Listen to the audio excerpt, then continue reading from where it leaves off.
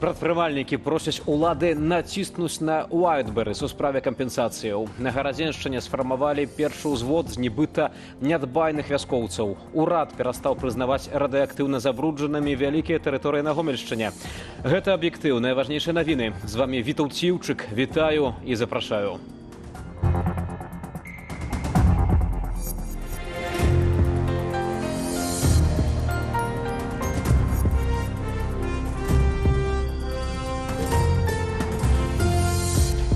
У сувязі з паступовай і працяглай атакай Украіны на расійскія склады Wildberries беларускія прадпрымальнікі звярнуліся па дапамогу да айчыннага міністэрства эканомікі.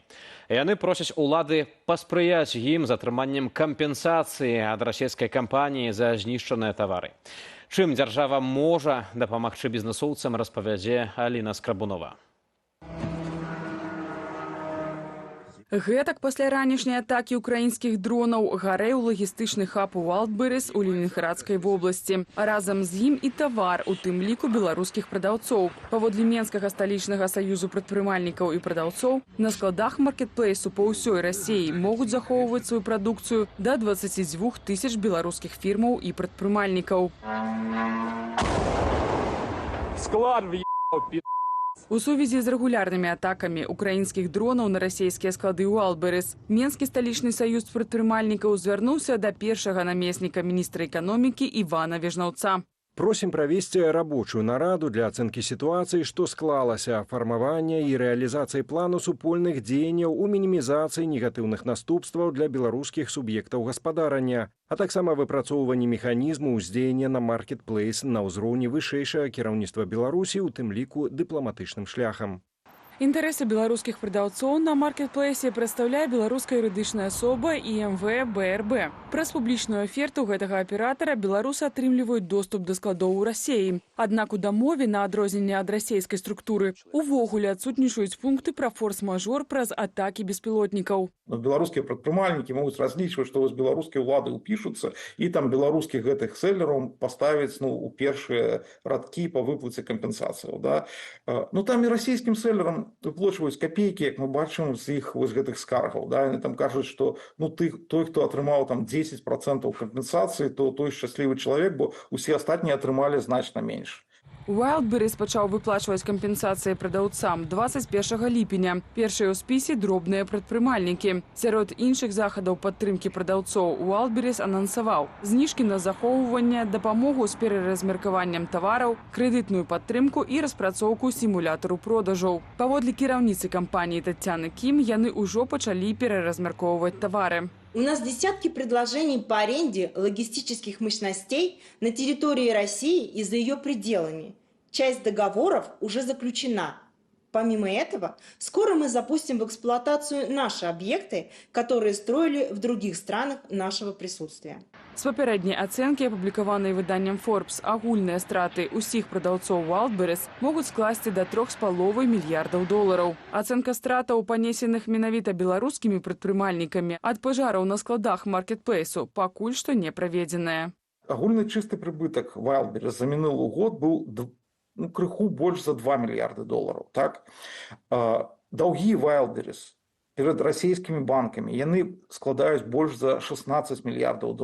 То бок пытання, бездакорная у вас пазіцыя, дакорная у вас пазіцыя, якая розніца? Калі грошай няма, то вы іх нідзе не возьмеце. Андрэй Махоўскі раіць беларускім прадаўцам ісці з Wildberries і пачынаць супрацу з беларускімі пляцоўкамі накшталт онлайнеру 21 века ці куфра. Бо ЗСУ наўрад ці спыняцца ў знішчэнні складоў Wildberries. З 18 ліпеня яны пашкодзілі ці цалкам знішчылі ўжо 14 складоў маркетплейсу ў розных рэгіёнах Расіі. Галоўны аргумент Кіева супраць Wildberries у тым, што расійскі маркетплейс прадае тавары для вайны. Зрэшты, сёння украінскія дроны, акрамя складоў Wildberries, затакавалі і склад буйной расійскай сеткі гіпермаркетаў «Лента». Аліна Скрабунова, Белсат. Беларусбанк пачаў падпісваць пагадненні з забудоўцамі на продаж жытла ў іпатэку пад 1%.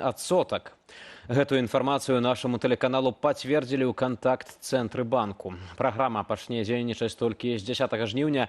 Даступная яна будзе толькі на выбраныя кватэры забудоўцаў з Берашча, Палешча, Жылбуд і Бетонны вулей. Пры гэтым 1% гадавых даступны толькі на першыя 24 месяцы іпатэкі. А з 25-го месяца ён вырасце да 15% гадавых. Агулам іпатэку выдаюць на 20 гадоў. Інфармацыя пра ўвядзенне гэтай праграмы распаўсюдзілі беларускія эксперты са сферы нерухомасці і прадстаўнікі дэвелапераў. Беларусбанк першапачаткова не пацвярджаў інфармацыю, пакуль невядома, ці будзе банк распаўсюджваць такую прапанову і на іншыя рэгіёны краіны. Если это будет ограничено очень локально, там несколько застройщиков, то, безусловно, серьезного такого влияния, да, на целый рынок недвижимости это не принесет. Если же это будет программа расширяться, то есть будет задействован не один, не два, а больше застройщиков, не только в Бресте, но и в других городах Беларуси, то, безусловно, мы можем говорить уже по определенном эффекте на белорусский рынок недвижимости, как на вторичный, так и на первичный. Працаўнікоў жніва мабілізуюць у войска і прымусяць цягаць шпалы і рэйкі. Старшыня гарадзенскага аблвыканкаму, былы міністр унутраных справаў Юрый Караеў адрапартаваў, што набраў першы ўзвод. Пасля загаду Лукашэнкі адпраўляць у армію тых, хто нібыта дрэнна працуе. Ваенкамы ды міліцыя праводзяць рэйды па ўсёй краіне і шукаюць рэкрутаў. Падрабязней з міцер Смак. Беларускія вайскоўцы замест палігонаў акапаліся на фермах, а аграрыяў, наадварот, адпраўляюць у войска. Натоўпы чыноўнікаў, кантралёраў, ваенкамаў топчуць збожжа і запалохваюць сялян. Нету в хозяйстве таких проблемных, нерадивых граждан, на которых стоит обратить особое внимание. Нету. Аграрыі, адарваныя ад працы ў самы гарачы час уборачнай, не хаваюць горкіх усмешак. Але камусьці з механізатараў ужо не да смеху. Як калісьці падчас прыгоннага права ў расійскай імперыі і пазней калектывізацыі ў Савецкім Саюзе, беларускіх сялянаў у 21 стагоддзі прымушаюць працаваць гвалтам. Был случай, когда два механизатора не вышли на работу. Ну, естественно, райисполком поднажал немного с помощью тех же военкомов. Да, в результате механизаторов убедили, и они вот сейчас работают.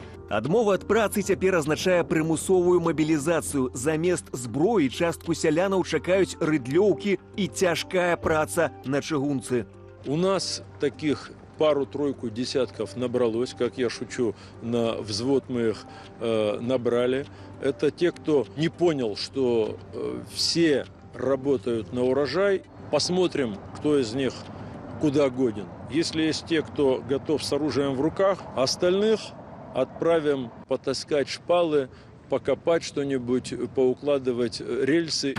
Усё смяшалася нібытое зерне пасля загаду Лукашэнкі адпраўляць у армію тых, хто дрэнна працуе. І калі спачатку гвалтоўны набор датычыўся чыноўнікаў, то пазней мабілізацыйны вектор раптоўна змясціўся на звычайных працаўнікоў. Не хочешь на этой работе работать? Ну, мы тебя проверим на другой работе. Нормальной мужской и женской работе в армии.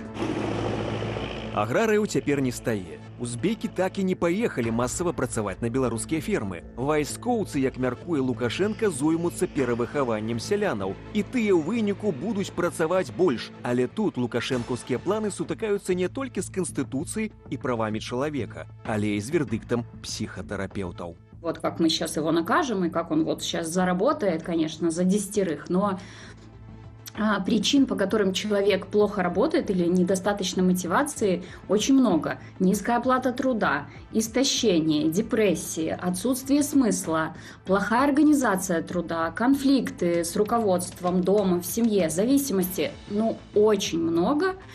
И армия, конечно же, не устраняет ни одну из этих причин. На думку эксперткі, пад пагрозамі аграрыі могуць рабіць выгляд, што працуюць лепш, але гэта скончыцца псіхічным знясіленнем. І ў выніку будзе яшчэ горш, чым было. Аднак ніхто з беларускіх чыноўнікаў не пытаўся наставіць Лукашэнку на розум. Найбольш заўзята рэкрутаў сярод працоўных шукаюць былыя міліцыянты, якія пасля 2020-го атрымалі высокія пасады. Іх заўсёды вучылі, што загады выконваюць, а не абмяркоўваюць.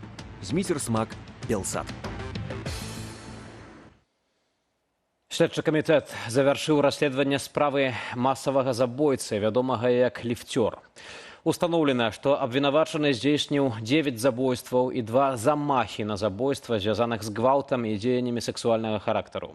Усе злачынствы былі здзейсненыя з 1996 па 99 гады. Ахвярамі былі дзяўчаты-падлеткі і маладыя жанчыны. За потенциальными жертвами он заходил в подъезды, где нападал в лифтах, на лестничных площадках и крышах домов.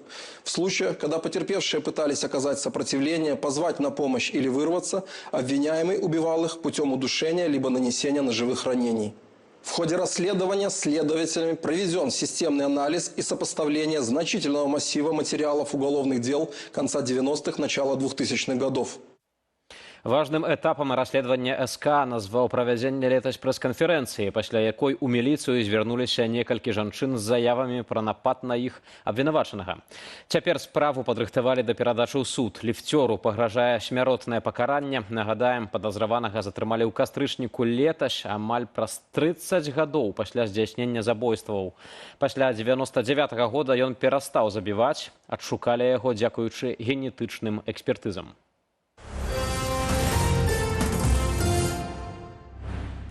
Латвія не будзе цалкам зачыняць мяжу з Беларуссю, аднак размесціць на сваёй тэрыторыі сілы краінаў НАТО, прынамсі на час міжнародных вайсковых вучэнняў Baltic Trust 2026, якія працягнуцца да 14 жніўня. Гэтак пастанавіў урад Латвіі ў адказ на плынь нелегальнай міграцыі з беларускага боку, паведамляе агенцтва Лета. Паводле прэм'ер-міністра краіны Андреса Куберкса, ведомствы ўнутраных справаў і абароны разглядаюць усе магчымыя варыянты развязання праблемы. Цяпер улады не зачынілі настала пункт пропуску па Тэрнікі, бо нелегальныя мігранты пераходзяць мяжу якраз па-за ім у адвольных месцах. Пры абвастрэнні сітуацыі рашэнне аб закрыцці можа быць прынятае вельмі хутка, сцвярджае прэм'ер. І та тэма, якая датычыць здароўя народу. Пастановай Саўміну нумар 389. Больш чым 500 000 беларусаў перасталі пражываць на забруджаных радыяцыяй тэрыторыях. Людзей не адсялялі, прызналі чыстымі тэрыторыі, у тым ліку буйнога абласнога цэнтру. Дзяржава ашчадзіць на льготах для людзей і засее землі, выведзеныя з ужытку пасля Чарнобыльскай АЭС. Эксперт Белсату вінаваціць міністраў у экацыдзе і здрадзе нацыі. Юлія Цяльпук працягне. Гомель, Лунінец, Лельчыцы, Іўе. Пастановую Саўміну цяпер настолькі чыстыя ад радыяцыі, што можна не лічыць іх забруджанымі. Урад прэм'ера Турчына выцер з радыяцыйнай мапы Беларусі агулам 177 населеных пунктаў. Аналіз вынікаў праведзены ў 2021-2025 годах Мінпрыроды і Мінздароўя, працы для абследавання забруджаных тэрыторыяў, з адборам пробаў глебы і ацэнкаю дозавых нагрузак на насельніцтва паказаў значнае паляпшэнне сітуацыі ў асобных населеных пунктах. Праз 30-40 гадоў пасля Чарнобыльскай аварыі акурат адбываецца паўраспад асноўных забруджвальнікаў цэзію і стронцыю, якія ўсё яшчэ застаюцца ў верхніх слаях глебы. Зараз у біасферы гэтых тэрыторый фізічна застаецца 10 каля 40% выкіда 86 года. То бок сістэма гэта Лукашенко фактычна абяшчае палітычны ультыматум самой радыяцыі. Разумееце, больш за тое, поўнасцю ігнаруецца праблема высокатаксічнага альфа-выпраменьвальніка амерыцы-241, які, як вядома, у глебах Гомельшчыны будзе толькі ўзрастаць. Да гэтага дня ў спісе радыяцыйна забруджаных было 2022 мясцовасці. Прыбралі быццам усяго 8%, але ж найбольш густанаселеныя. Чарнобыльскія льготы имелі 930 000 чалавек, цяпер на амаль 2/3 менш. Вернуць ва ўжытак і траціну аб'ектаў, якія дагэтуль лічыліся забруджанымі.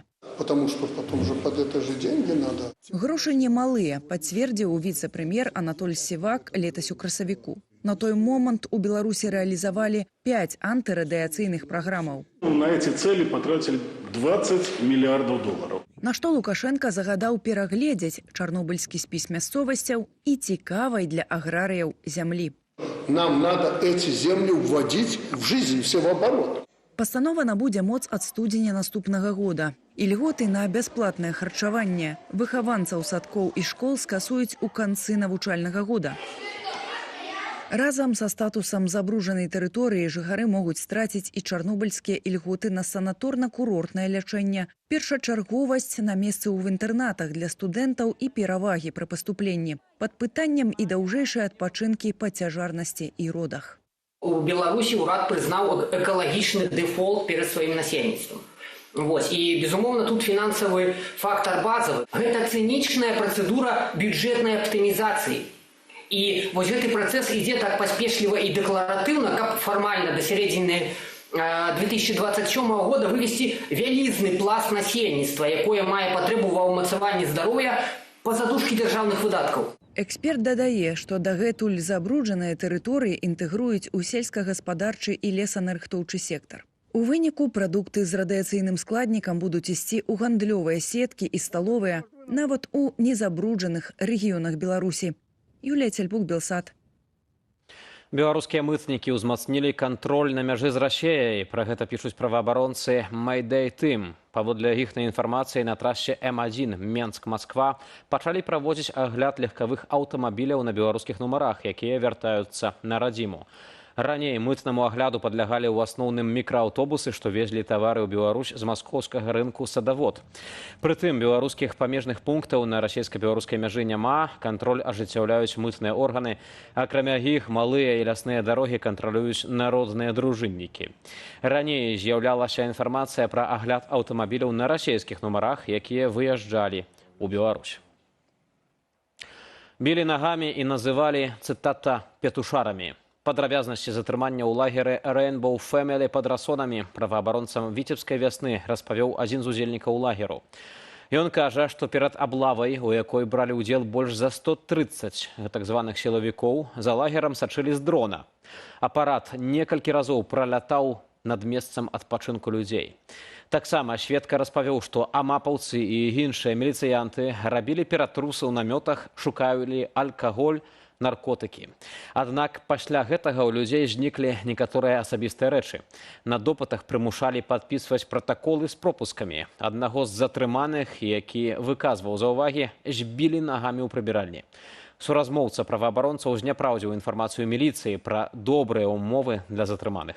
Людзі амаль сотні сядзелі на голай падлозе ў Доме культуры, а ваду і трошкі ежы выдалі толькі дзецям. 29 ліпеня ў Расонскім раёне былі затрыманыя каля 300 удзельнікаў злёту Rainbow Family. Паводле інфармацыі Радыё Свабода, дзяўчыну, якую міліцыянты назвалі адной з дваіх арганізатараў фестывалю, адпусцілі, а вось мужчыну пакаралі адміністрацыйным арыштам. Тым часам у Менску вынеслі завочны прысуд музыку Сергею Міхалку. Лідару Ляпіса Трубецкога прызначылі 4 гады папраўчай калоніі за публічную знявагу Лукашэнкі, а таксама за дзеянні, скіраваныя на распальванне сацыяльнай варожасці. Сам музыка ўжо працяглы час пражывае за межамі Беларусі. І да іншай тэмы. Сотнямі тысяч выціскаюць з краіны тых, хто не згодны з цяперашнім палітычным рэжымам альбо папросту не бачыць для сябе ніякіх перспектываў на радзіме. Тых, хто мае мазгі і амбіцыі, адначасова намагаюцца замяніць іх то пакістанцамі, то узбекамі. На фоне нацыянальнай катастрофы, якую самыя ж і ўчынілі, улады абвясцілі чарговы праект стварэння суперсучаснай акадэміі будучыні. Вось толькі для каго, высвятляў Валера Руселік. Універсітэт будучыні не менш. Лукашенко сёння сабраў нараду з кіраўніцтвам Нацыянальнай акадэміі навук, міністэрстваў і універсітэтаў, каб абмеркаваць стварэнне ў нашай краіне новай установы. Создание нового направления образования, науки, не знаю, как тут еще назвать, думаю, после сегодняшнего совещания определимся, или центра будущего. Как вы предлагаете назвать ее Академия интеллектуальных технологий. З пажаданняў дыктатара, абавязковых да выканання, меней фундаментальных навук і болей практычнага, каб ужо заўтра, паслязаўтра атрымаць хоць нейкі вынік. Ну і каб новыя ці то універсітэты, ці то акадэмія стала лакаматывам і айчыннай адукацыі, навукі і чаго-небудзь прыкладнога. Была там поставлена такая задача, как вынайшли такую технологию, как все беспилотники ворожие перестали летать там, разбурылись, обрынулись и так далее, и так далее. То бок гаворка ідзе пра падрыхтоўку кадраў для военно-прамысловага комплексу.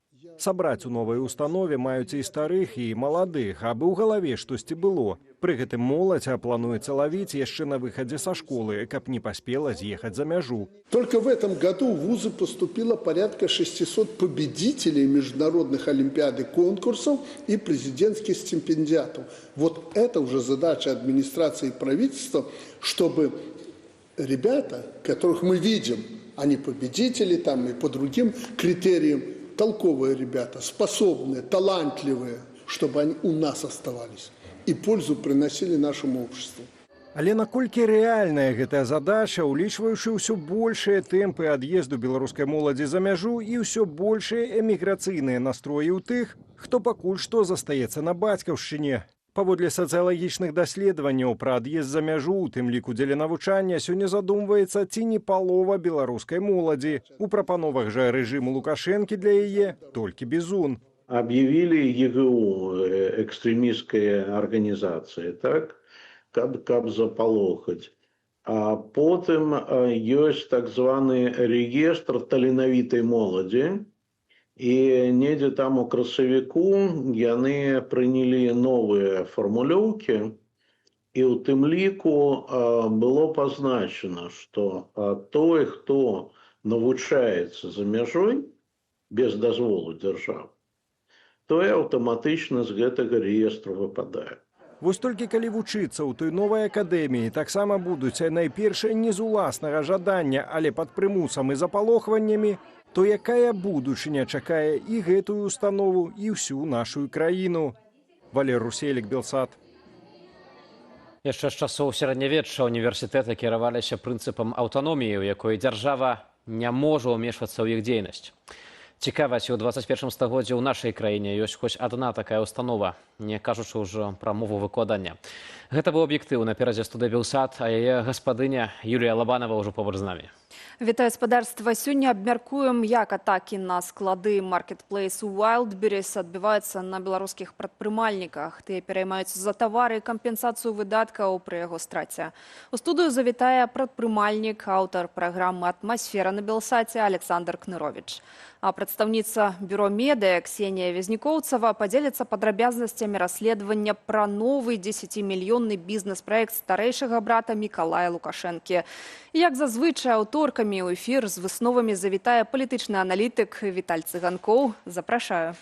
Адносна брата Колі Лукашэнкі мы таксама запытаемся, што вы думаеце наконт гэтага праекта. Ужо неўзабаве раскажу, якое будзе пытанне.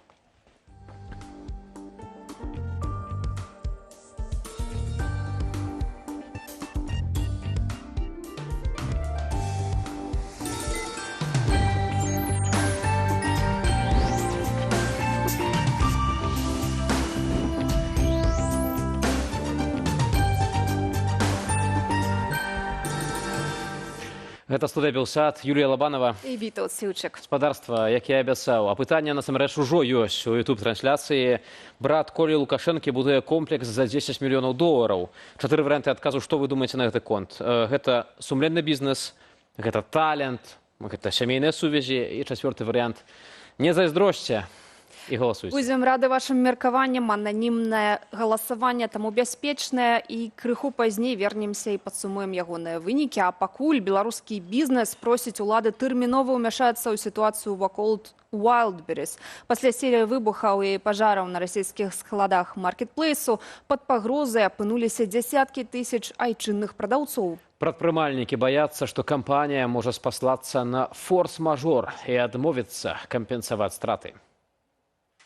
Мінскі сталічны саюз прадпрымальнікаў і працадаўцаў звярнуўся ў Міністэрства эканомікі з просьбай арганізаваць тэрміновую нараду і выпрацаваць механізм абароны беларускіх кампаніяў. Паводле ацэнак бізнес-саюзу сваю прадукцыю на складах Wildberries у Расіі захоўваюць больш як 22 тысячы беларускіх прадпрыемстваў ды індывідуальных прадпрымальнікаў. Пасля пажараў многія з іх ужо пачалі падлічваць страты. Прадпрымальнікі сцвярджаюць, спасылкі маркетплейсу на форс-мажор не могуць стаць падставаю для адмовы ў выплатах. Яны нагадваюць, што беларускія працадаўцы падпісвалі дамовы з мясцовай юрыдычнай асобай Wildberries. А за захаванасць тавараў на складах адказвалі ўжо сам маркетплейс і ўладальнікі лагістычных цэнтраў. У бізнес-саюзе ўжо распрацавалі рэкамендацыі, як фіксаваць шкоду, і рыхтуюцца да калектыўнай судовай абароны, калі атрымаць кампенсацыі мірным шляхам не ўдасца. Кіеў тлумачыць атаку складоў Wildberries тым, што маркетплейс сярод іншага рэалізуе тавары для вайны.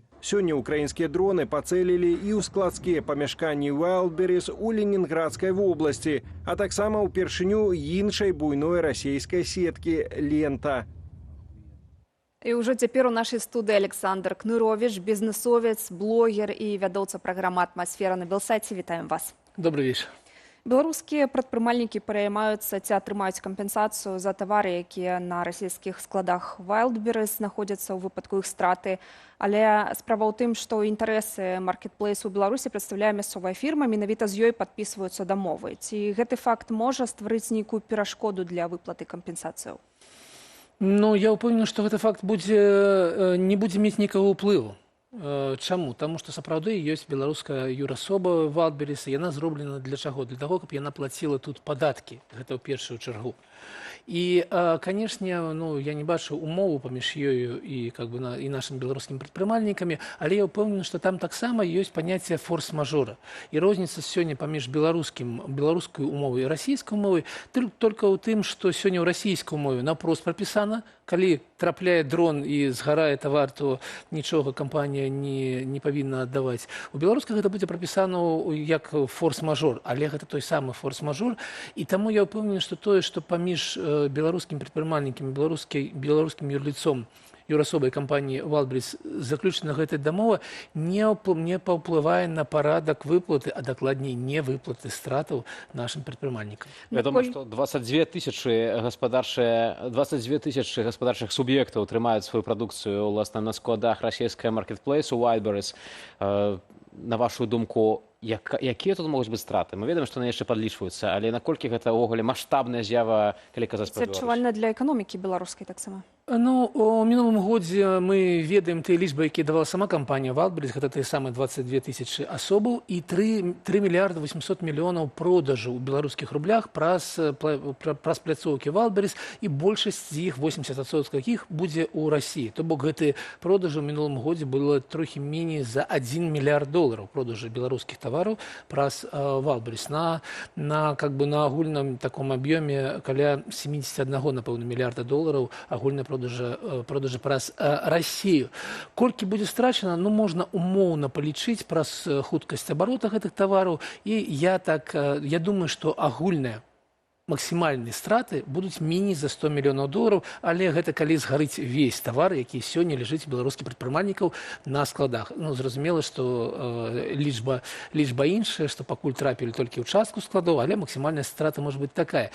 Ці паўплывае гэта на беларускую эканоміку? Не паўплывае. Гэта ўсё ж такі памер эканомікі невялікая лічба, але дакладна гэта паўплывае на сем'і тых людзей, для якіх гэта невялікі ці сярэдні бізнес, і страты кожнага з іх будуць вымірацца ў дзесятках і сотнях тысяч даляраў. Таму ў першую чаргу это удар па самых прадпрымальніках. Наколькі сур'ёзнымі могуць быць наступства для беларускіх кампаніяў, паслухаем каментар аўтара і вядоўцы праграмы «Оптымум» на YouTube-канале «Беларусы і рынак» Андрэя Махоўскага, і вернемся да нашай размовы. Пытанне не ў тым, наколькі юрыдычная пазіцыя бездакорная. Пытанне ў тым, ці ёсць у Wildberries грошы на тое, каб плаціць гэтую кампенсацыю. Я ўжо назваў. 3,5 мільярды страцілі прадаўцы на гэтых складах. Так? Агульны чысты прыбытак Wildberries за мінулы год быў крыху больш за 2 мільярды долараў. Так? Даўгі Wildberries перед расійскімі банкамі яны складаюць больш за 16 мільярдаў долараў. То бок пытання, бездакорная у вас пазіцыя, дакорная у вас пазіцыя, якая розніца? Калі грошай няма, то вы іх нідзе не возьмеце. Ужо цяпер Wildberries у Расіі робіць выплаты ў памеры 50% ад стратаў. І на вашу думку, ці падзяляеце вы гэтае меркаванне Александра Махоўскага наконт таго, што Wildberries можа проста абанкроціцца і не выплаціць грошы ўсім? Ну, я упэўнены, наш эксперт Андрэй вельмі дакладна указаў тыя лічбы, якія сёння ёсць і пад якой пагрозай знаходзіцца цалкам кампанія Wildberries. Яна вельмі недалёка ад банкрутства, таму што ёй вялікія даўгі, у ёй невялікі прыбытак, і калі дроны будуць далей так вельмі так добра трапляць у склады кампаніі Wildberries, а мы бачым, што няма ніякай паветранай абароны, што мы ж разумеем, што все знаюць, дзе знаходзяцца гэтыя склады, і все знаюць, куды будзе наступны стрэл, і няма ніякай абароны. І калі далей падоўжацца гэтыя ўдары, будзе выведзена з працы больш за чвэрць лагістычных. Толькі чвэрць трэба вывесці з дзейнасці, каб кампанія спыніла працу. Не трэба выводзіць палову ці ўсе.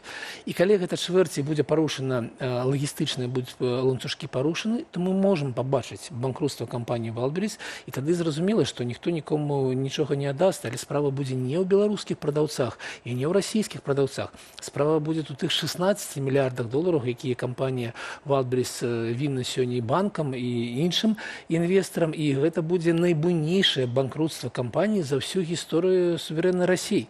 То есть мы побачым шторм у расійскай эканомікі, які будзе непараўнальны з стратамі беларускіх прадпрымальнікаў. Як я ўжо казаў, гэта можа быць страты ў дзесятках мільёнаў долараў, до 100 мільёнаў па максімуму, але гэта будзе зусім інша. Вось Менскі сталічны саюз прадпрымальнікаў піша да міністэрства эканомікі у прыватнасці, што яны просяць выпрацаваць механізм уздзеяння на маркетплейс на ўзроўні вышэйшага кіраўніцтва Беларусі, у тым ліку дыпламатычным шляхам. Па сутнасці просяць кіраўніцтва дзяржавы, каб яны паўплывалі, каб Wildberries выплацілі кампенсацыю беларускім суб'ектам. На вашу думку, адважыцца ўрад лукашэнкаўскі на такія дзеянні? Ну, па-першае, я павінен сказаць, што саюз прадпрымальнікаў робіць сваю працу. Гэта іх праца абараняць правы сваіх удзельнікаў і пісаць такія пісьма. Але я бачу, што гэта бессэнсоўнае заняцце. Мы памятаем, як у часы ковіда ў Беларусі не было ніводнай выплаты прыватнаму прадпрымальніку некай дапамогі. Як яны былі ў Польшы, Літве ці ў іншых краінах. І для беларускага ўрада, для беларускага, Лукашэнкі, прадпрымальнік гэта вораг. І нічым з тым дапамагаць, спагнаць нейкія грошы. Ён будаваў адносіны з Тацьянай раней Бакальчук, зараз Кім, як алігарх з кіраўніком краіны. Таму, конечно, ніякі беларускі ўрад не будзе ніяк уплываць на канфлікт кампанію. Не пойдуць? Ні в коем разе не пойдуць, но болей за тое, калі мы себе даже себе такое уявілі, то ў Беларусі ёсць уласнасць кампаніі Wildberries, гэта вялікі склад там на 100 тысяч з чымсьці квадратаў, але я ўпэўнены, што ён таксама абкладзены крэдытамі, і таму немагчыма спагнаць з кампаніі Wildberries у Беларусі тыя сумы, якія страцяць беларускія прадпрымальнікі. Таму зварот, канешне, цікавы, праца зроблена, нічога з гэтага не будзе. Беларусы сталі ўжо адзначаць, што кошты тавараў на Wildberries пайшлі ўгару ў сувязі з гэтымі пажарамі і трапляннямі беспілотнікаў. Што б вы параілі прадаўцам? Сыходзіць з расійскага рынку, абіраць іншыя пляцоўкі, прадавацца на беларускіх маркетах? У меня вялікае пытанне для прадаўцоў.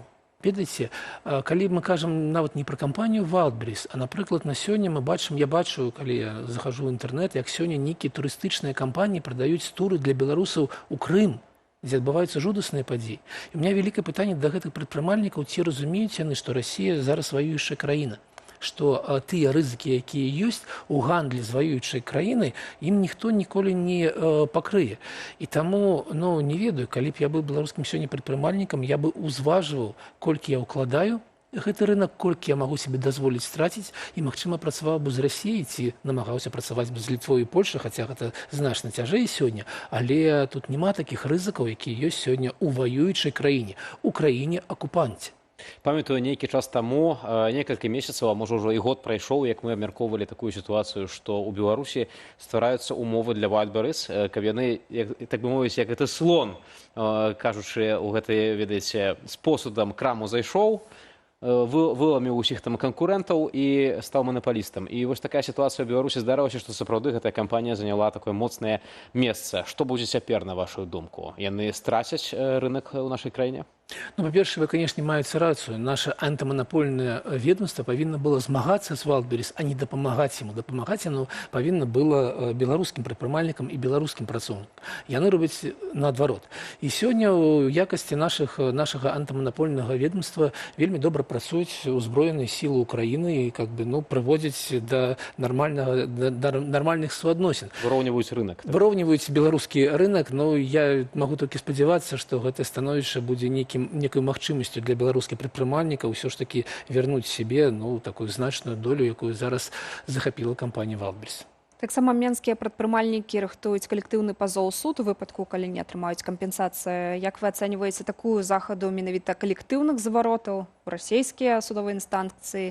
Ну і, можа быць, што рабіць тым, хто адважыцца самастойна звяртацца ў суды, асабліва іпэшнікам, малым прадпрымальнікам, у якіх не на такую вялікую суму, магчыма, было тавару?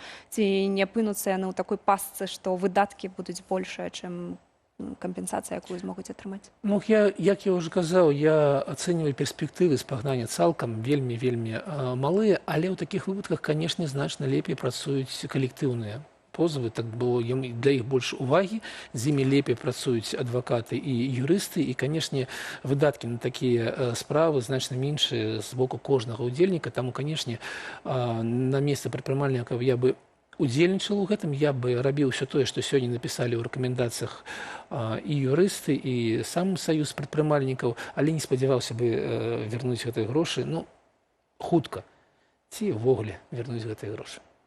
І пакуль у Беларусі не страхуюць на выпадак вайны ці пажараў, бізнесы або склады, ці зменіцца сітуацыя пасля гэтага? Ну, уявіць себе гэтую страховую кампанію, якая будзе рабіць вось такую страховку. Мы разумеем, што, напрыклад, страхаванне агульнае на машыну можа складаць 3-5% на год. І мы разумеем, якая верагоднасць некай страты гэтага аўтамабіля на дарозе. І калі мы маем справу з ваюючай страной, то цана страхоўкі будзе 30%, 40%, то яна будзе бессэнсоўная. Я могу себе уявіць вось такой памер страхоўкі, але не могу себе уявіць кампанію, якая будзе браць на себя рызыкі за 3-5%. Так не будзе, бо гэта такі страхавы выпадак з значнай верагоднасцю. Ну што ж, дзякуем вялікі за гэтую размову. Александр Кнырович, бізнесовец, блогер і вядоўца праграмы «Атмасфера» на Белсаце, быў госцем студыі Белсат.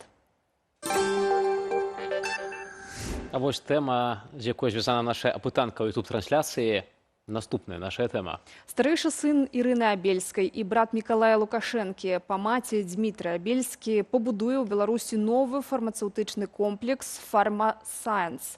Пра гэта даведаліся расследавальнікі цэнтру «Бюро». Агульны кошт праекту ацэньваецца на $10 мільёнаў. Спецыялізавацца прадпрыемства «Фарма-Сайенс» будзе на выпуску кропляў для вачэй. Завод размесціцца ў асаблівай эканамічнай зоне «Вялікі камень», дзе фірма ўжо афіцыйна зарэгістраваная ў якасці рэзідэнта. Бенефіцыярамі новага бізнесу, акрамя самога Абельскага, сталі ягоны партнёр з афтальмалагічнай клінікі «Вока» Олег Пазняк, а таксама топ-менеджеры кампаніі «Фармтэхналогія», прадстаўнікі сям'і Ярамчукоў. Каб прыцягнуць першыя грошы на абсталяванне і арэнду, фірма ўжо выпусціла аблігацыі. Паўнавартасны запуск вытворчасці запланаваны на 2028 год. Тады завод разлічвае вырабляць да 10 мільёнаў упаковак кропляў на год і атрымліваць каля 3 мільёнаў рублёў чыстага прыбытку. І абмяркуем гэтую тэму з прадстаўніцай бюро медыа, журналісткай Ксеніяй Везнікоўцавай. Вітаем вас. Добрый вечер. Ну, па-перша, апроч гучнага імя, прозвішча ў гэтай гісторыі, які яшчэ, магчыма, корупцыйны складнік вы бачыце? Ну, пока прям коррупционного мы ничего не видим. Мы видим только то, что сын Ирины Абельской решил тоже сделать свой собственный бизнес и нашел из этой сферы партнеров, у которых явно есть опыт. Эти все люди связаны с офтальмологией, с производством лекарственных препаратов, поэтому есть компетенции, есть опыт и явно есть понимание того, как делать бизнес. То есть сейчас прям каких-то предпосылок того, что на это выделят, например, какой-нибудь льготный льготный госкредит там или вложится какой-то там непосредственно, там, не знаю, кошелек или кто-то еще. Пока таких примет нету. Вот. Но я думаю, что чуть позже мы можем что-то подобное увидеть. Пока они только планируют привлечь инвестиции от частных инвесторов, планируют использовать там средства кредитных организаций. А как оно там выйдет на самом деле, ну, посмотрим. Но уже речь о том, что предприятие будет возводиться в Великом Камне. Это особая экономическая зона, в которой очень много различных льгот и преференций, в том числе на отсутствие фактически какого-то налога на прибыль, поэтому, безусловно, с такими вводными это может быть довольно-таки прибыльное предприятие, если непосредственно сама продукция будет пользоваться спросом. Потому что, насколько мы знаем из тех документов, которые попали в распоряжение нашей редакции, они ориентируются непосредственно, в первую очередь, на внутренний рынок. То гэта азначае, што кожная клініка, фактычна бальніца ў Беларусі можа закупляць прадукцыю гэтай кампаніі. Во-первых, она может закупать. Во-вторых, если мы говорим о членах семьи Лукашенко, да, есть такая штука, да, как, скажем так, неформально обязательное сотрудничество. Да. Вот есть, например, у Дмитрия Лукашенко первая образцовая типография, которая занимается, там, собственно, оказывать типографические услуги, там, печать там, различных там, наклеек, каких-то упаковок и так далее. И понятно, что в том числе государственные предприятия могут сотрудничать непосредственно с этой фирмой, но они сотрудничают с ней повально, потому что есть наверняка какой-то указ, который говорит о том, что, значит, первостепенно нужно обращаться вот в одну конкретную фирму и заказывать у нее их как бы услуги, да. И по понятным причинам директора там, этих заводов не могут отказать, да, такому предприятию, да, которым вот руководит Дмитрий Лукашенко. Поэтому здесь, скорее всего, с Собельским будет примерно та же история, когда просто его интересы будут лоббировать. Фарм-рынок достаточно крупный, он энергоемкий, и там можно зарабатывать. Особенно если есть госзаказ.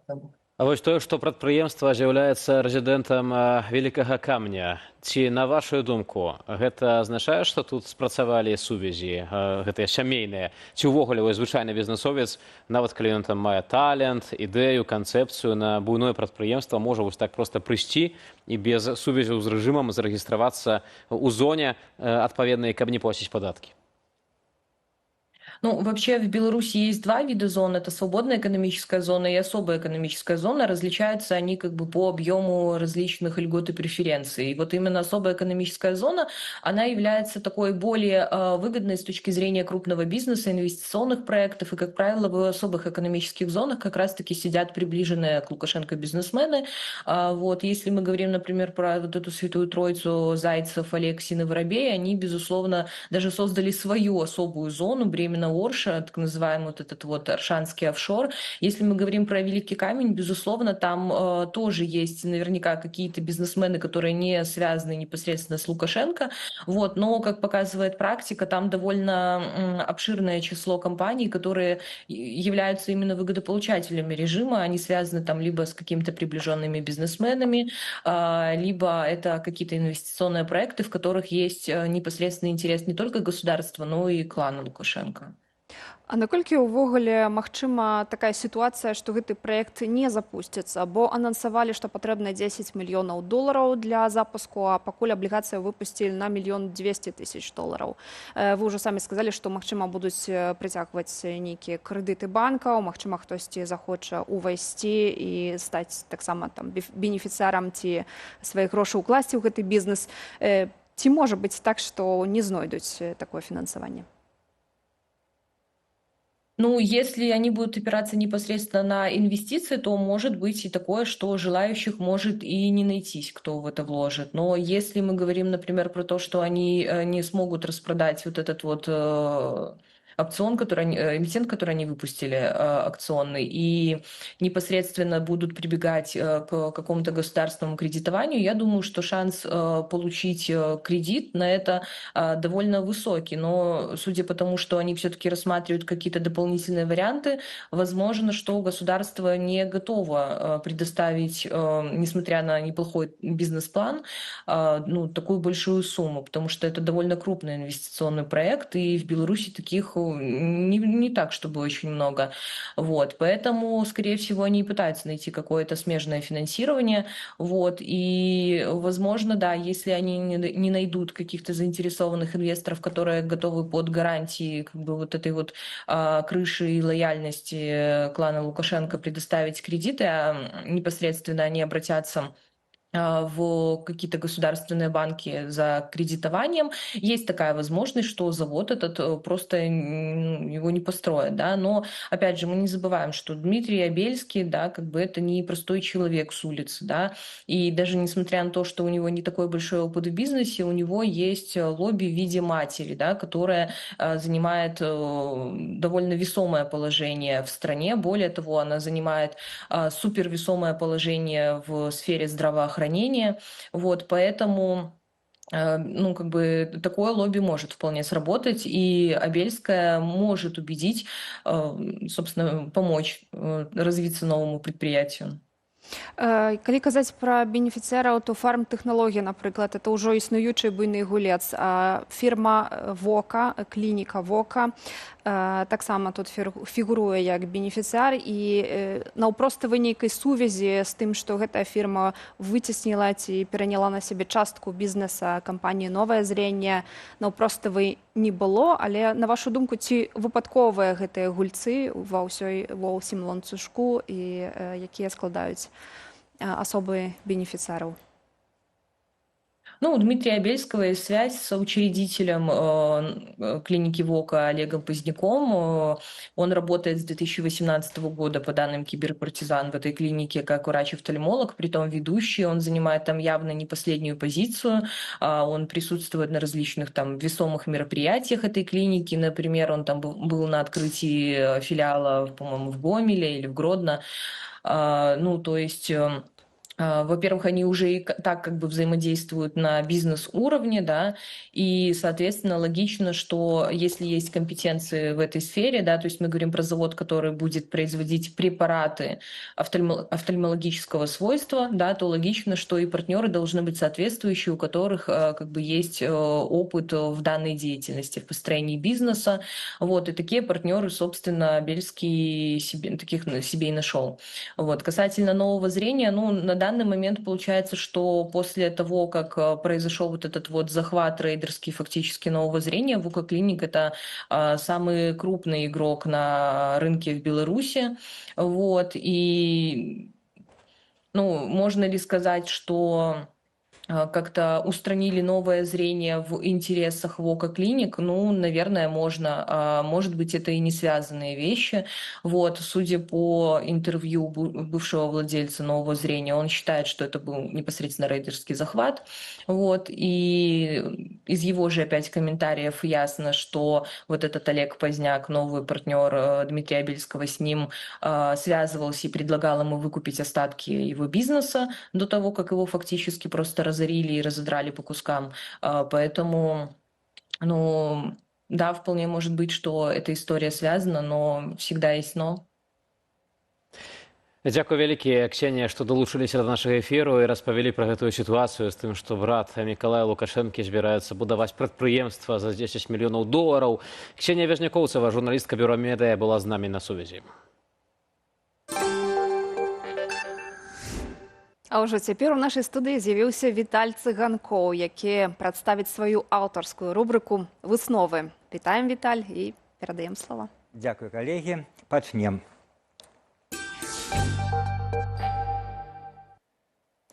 Ці вступіць Беларусь у вайну наўпрост сваімі войскамі? Гэтая тэма практычна безупынна абмяркоўваецца з пачатку шырокамаштабнай агрэсіі Расіі ў лютым 2022 года. Сёння я прапаную свой погляд, а вы пішыце ў каментарах уласнае меркаванне на гэты конт. Прызнаюся, гэтыя 4 гады я паслядоўна настойваў думку, што Лукашенко не дашле беларускіх вайскоўцаў на вайну з Украінай. Хаця, асабліва першыя гады вайны, большасць аўдыторыі і экспертаў, як падаецца, казала адваротнае. На чым грунтавалася і грунтуецца маё меркаванне? Перш за ўсё, так званы антываенны кансэнсус у беларускім грамадстве. Не толькі сярод дэмакратычна і праеўрапейска, праўкраінска настроеных людзей, але і сярод лукашыстаў ёсць нежаданне, каб беларускія войскі вступалі ў канфлікт. Паводле розных сацыялагічных даследаванняў, 85-90% беларусаў выступаюць супраць гэтага. Акрамя таго, Лукашенко з дапамогай прапаганды прапановвае грамадству фактычна як адзіны свой палітычны козыр менавіта тое, што ён не даў уцягнуць Беларусь у вайну. Хаця гэта і неправда, бо, як мы ведаем, з беларускай тэрыторыі расійскія войскі шлі на Кіеў у 22 годзе, але, як паказвае сацыялогія, значная частка грамадства схільная верыць гэтаму тэзісу. Лукашенко разумее, што для яго ўступленне беларускіх войскаў у вайну азначае палітычнае самагубства. Не толькі таму, што большасць народу гэтага не падтрымае, але і таму, што незразумела, якія будуць палітычныя наступствы, як павядзе войска, як павядзе захад, наколькі жорсткімі могуць быць санкцыі ў такім выпадку. Але ж галоўнае, што павінна стрымліваць Лукашэнку, гэта ваенныя магчымасці ўкраіны.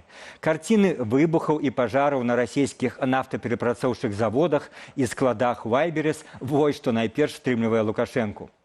За апошнія месяцы украінскае кіраўніцтва не раз выдавала Менскую папярэджанне. Калі беларуская тэрыторыя зноў будзе выкарыстаная як плацдарм для удару па ўкраіне, Беларусь гэтым разам ужо не будзе ўспрымацца проста як саўдзельніца, а зробіцца самай сапраўднай удзельніцай і, адпаведна, легітымнай цэлю для удараў в адказ з боку Украіны. І Лукашенко гэта разумее, пра што красамоўна сведчыць вось такая цытата. Мы это понимаем, поэтому не хотим воевать. Беларусь очень уязвима в военном отношении, если Украина начнет атаковать Беларусь так же, как она атакует Россию. Потому что Беларусь у украинских военных как на ладони. Ну, з лагічнымі перасцярогамі Лукашэнкі все зразумела. Але тут мне могуць сказаць, маўляў, хто ж его спытае? Ён васал. І калі Путін загадае, то адразу паслухаецца. Слухайте, мне падаецца, не так все адназначна. Па-першае, сама версія, што Масква цісне, а Лукашенко гераічна адбіваецца, яна даволі прыемная для дыктатара Беларусі. Яна як бы ўздымае ягоны імідж. Ах, такі заступнік беларусаў самому Пуціну можа адмовіць. Насамрэч, няма ніякіх дакладных доказаў, што Масква так уж цісне і патрабуе ад Менску больш актыўнага ўмяшання вайну. Калі б гэта было так, то за 4,5 гады вайны Расія ўжо нейкім чынам даціснула б Менск, якому в такой сітуацыі няма да каго звярнуцца па дапамогу. Як бы гэта дзіўна для кагосьці не гучала, але адэкватныя людзі, якія ёсць все яшчэ ў Крэмлі, разумеюць, што беспасярэдні ўдзел Беларусі ў вайне можа прынесці больш галаўнога болю і новыя праблемы, а не нейкія пераможныя плюсы. Беларусь, якая ўсяляк дапамагае расійскай ваенцы, адпраўляе нафтапрадукты в Расію, у любы момант гатовая даць сваю тэрыторыю, такая Беларусь у стратэгічным сэнсе магчыма прыносіць больш карысці Крамлю, чым калі б яна зрабілася новым фронтам. Да і Лукашенко, як выглядае з ягоных рэплік, увесь час даводзіць Пуціну, што ўступленне Беларусі вайну зробіць толькі горш ім абодвум. І, здаецца, у Крэмлі гэтыя аргументы знаходзяць, калі не згоду, то хаця б разумення. Бо плюсаў ад удзелу ў вайне некалькі тысяч баяздольных частак беларускага войска не так і шмат, а патэнцыйных мінусаў значна больш. Ну і яшчэ адзін аспект. І Масква, і Менск не ведаюць, як у сітуацыі вайны павядуць сябе беларусы. Ніхто па шчырасці не ведае. Вот замест каментара да гэтай фразы давайте проста паслухаем славутую песню НРМ і Крамбамбулі «Партызанская».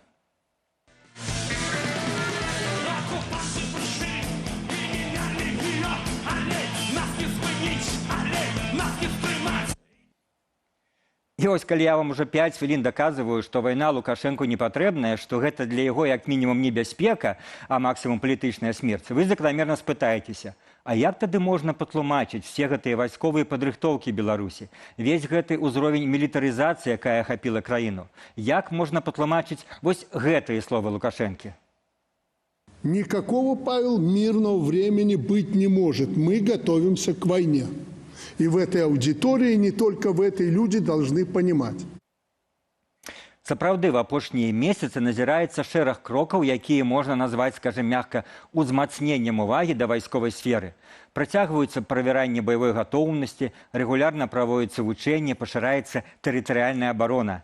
З 2022 года няспынна змяняецца заканадаўства і падзаконныя акты ў сферы абароны вайсковага ўліку, якія дазваляюць забіраць войска ўсё больш людзей з хваробамі, з якімі раней не бралі.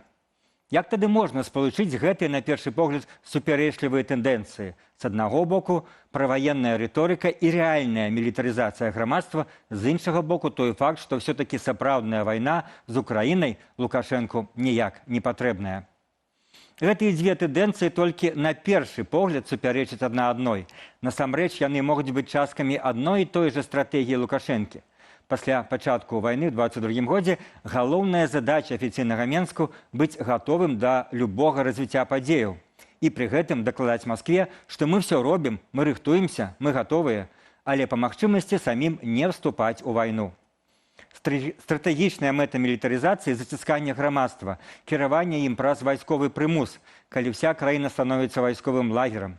Гэта якраз тая мілітарызацыя, якая не абавязкова азначае падрыхтоўку да вайны, бо яна больш патрэбная для ўнутранай палітыкі. Пад маркай знешніх пагрозаў лягчэй апраўдваюць павелічэнне выдаткаў на сілавыя структуры, пашырэнне паўнамоцтваў войска і спецслужбаў, захаванне атмасферы абложанай крэпасці. І вядома ж, Лукашенко вымушаны ўлічваць інтарэсы Масквы.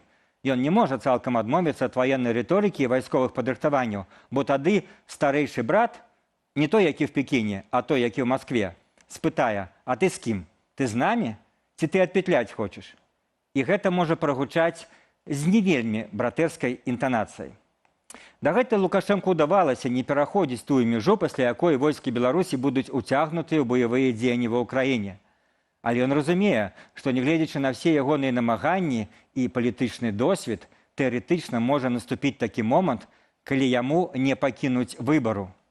І ён хоча быць максімальна падрыхтаваным да такога варыянту. І такі варыянт можа зрабіцца катастрофаю для Беларусі, і нам усім варта жадаць, каб такі момант не наступіў. Гэта былі высновы Цыганкова. Пішыце свае каментары ў нашых Ютубе і в сацыяльных сетках.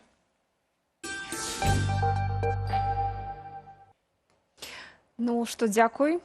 А цяпер на гэтым перайдзем да навінаў рэгіёну. Рубрыку мы рыхтуем разам з БГ Медыя і пачнём з Віцебшчыны. Экалагічная сцежка «Бацькавыя сцяжынкі» ў Аршанскім раёне, якую яшчэ месяц таму дзяржаўныя медыі называлі новым турыстычным аб'ектам, ужо апынулася ў цэнтры скандалу.